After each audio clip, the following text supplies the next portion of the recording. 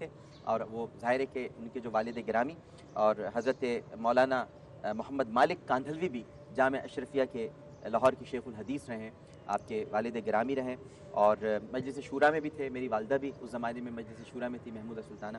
تو مولانا ڈاکٹر محمد سعد صدیقی صاحب بھی ہمارے ساتھ تشریف فرمائے. السلام علیکم. وعلیکم السلام طبیعت ٹھیک ہے؟ جی الحمدللہ اللہ کا ان کے ساتھ حاضر و موجود ہیں حضرت مولانا محمد یوسف خان صاحب. آپ استاذ الحدیث ہیں جامعہ اشرفیہ فیروز پور روڈ لاہور. ریڈیو پاکستان سے قرآن کریم اور ساری زندگی عرصہ 25 سال سے مذاہب جدید مسائل کے بارے میں مختلف کتب آپ نے لکھی ہیں، تقابل ادیان، اس کے علاوہ کھجور کی اہمیت و افادیت قرآن و حدیث اور طبی اصولوں کی روشنی میں. کھجور، ناظرین کرام، مسلمان کے ایمان کو بھی کھجور سے تعبیر دی گئی ہے، اس کے درخت سے. اور حضرت نے اس پر کتاب بھی لکھی ہے ماشاءاللہ. تشریف فرمائے حضرت مولانا محمد یوسف خان صاحب. السلام علیکم. اور ان کے ساتھ تشریف فرما ہے مولانا مجیب الرحمن انقلابی صاحب. آپ سیکریٹری نشر و اشاعت ہیں جامعہ اشرفیہ لاہور کے، مذہبی اسکالر ہیں، اور یہ چاروں شخصیات ہمارے ساتھ تشریف فرما ہیں.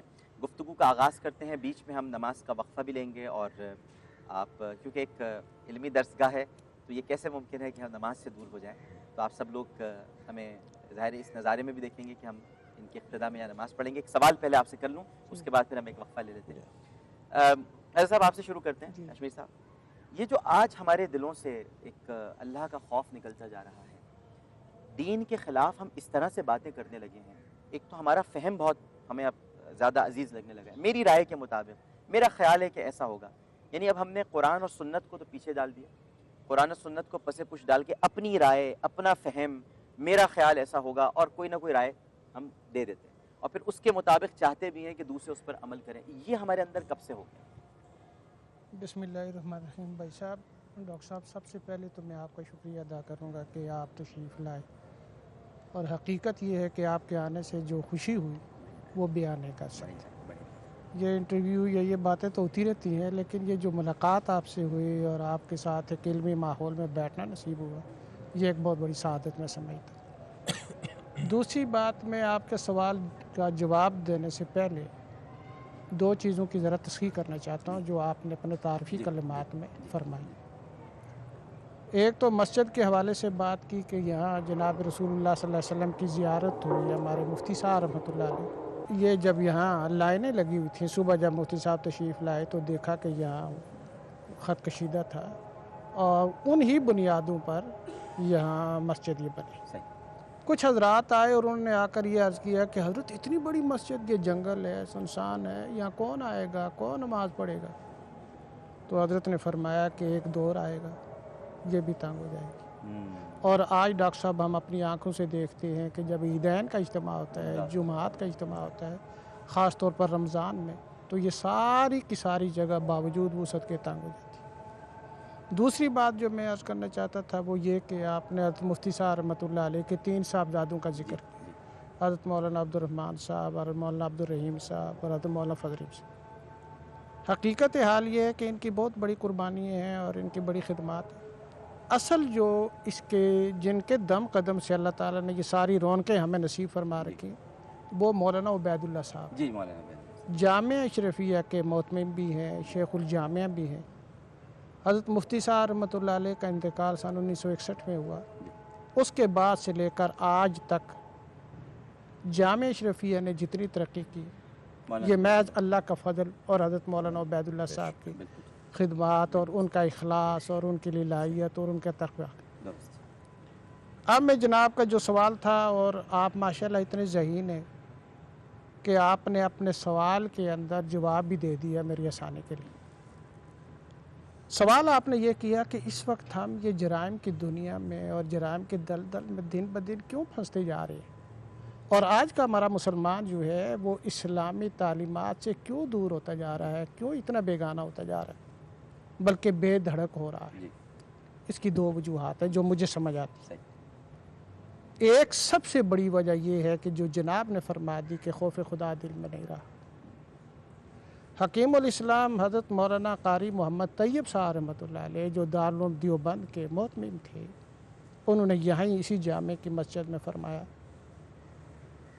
کہ اگر گناہ سے کوئی چیز باز رکھ سکتی ہے اور وہ صرف اور صرف خوف خدا ہے، दुनिया की कोई ताकत किसी शख्स को गुनाह से नहीं रोक सकती, कोई हुकूमत नहीं रोक सकती। आप सड़क पर रोक लेंगे, आप बाज़ार में रोक लेंगे, आप शहर में रोक लेंगे, लेकिन वो आपके घर के अंदर जो कोठड़ी है डॉक्टर साहब, तो वहाँ गुनाह करने से कौन रोकेगा?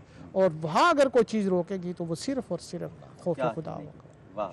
खौफ खुदा हमारे दिलों से निकल गया। और उसकी क्या वजह है? खौफ खुदा क्यों निकला? इसकी भी वजह, अरबों के यहाँ एक मशहूर मकूला है, अब इसकी मुझे तहकीक नहीं कि ये हदीस है या नहीं, कुछ लोगों का ख्याल है हदीस है, कुछ है नहीं। वो ये है कि अन्नासु अला दीन मुलूकिहिम, रियाया जो होती है वो अपने बादशाहों के तौर तरीक़े पर चलती है। जैसे मुल्क के हुक्मरान होंगे, जैसे बादशाह होंगे, रियाया वही काम करेगी। आज देखें हमारे इस माशरे के अंदर इतनी जुर्रत से जराइम क्यों हो रहे हैं? उसकी वजह ये है कि हमारे हुक्मरान ये सब कुछ कर चुके हैं और कर रहे हैं।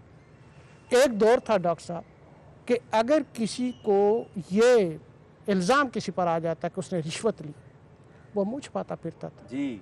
वो अपने इस इल्ज़ाम के मारे बेचारा वो मरा ही जाता था, वो सर उठाकर नहीं चलता था कि ये मुझ पर इल्ज़ाम आ गया करप्शन का। आज आप देखें नीचे से लेकर ऊपर तक या ऊपर से लेकर नीचे तक हर शख्स करप्शन के इस दलदल में फंसा हुआ। वजह क्या है? हर आदमी, आप जाएंगे पेट्रोल डलवाने के लिए, आप कह दें कि भाई ये बड़ा महंगा हो गया, इतना महंगा क्यों कर दिया, अगला फ़ौरन जवाब देगा कि जनाब इससे कमीशन जाता है, ऊपर कमीशन जाता है। हर आदमी नीचे वाला दंदना रहा है कि जब ऊपर वाला जुर्म कर रहा है तो मैं क्यों रुकूं? मुझसे कौन पूछेगा? अगर ऊपर हुआ हज़रत उमर फारूक रज़ी अल्लाह ताला जिनका जनाब ने हवाला दिया, तो फिर नीचे रियाया वो होती है कि जो रात को निस्फ शब, वो औरत का वाक़या आपने भी किसी किताब में नोट किया कि वो अपनी बेटी को ये कहती है कि कौन सा इस वक्त अमीरुल मोमिनीन देख रहे हैं, अगर हम पानी डाल लें तो क्या बात है। उस बेटी ने जवाब दिया था कि अमीरुल मोमिनीन नहीं देख रहे, उनका खुदा तो देख रहा। जब तक ये कैफियत पैदा ना हो तो उस वक्त तक जराइम से बाज नहीं आ सकते।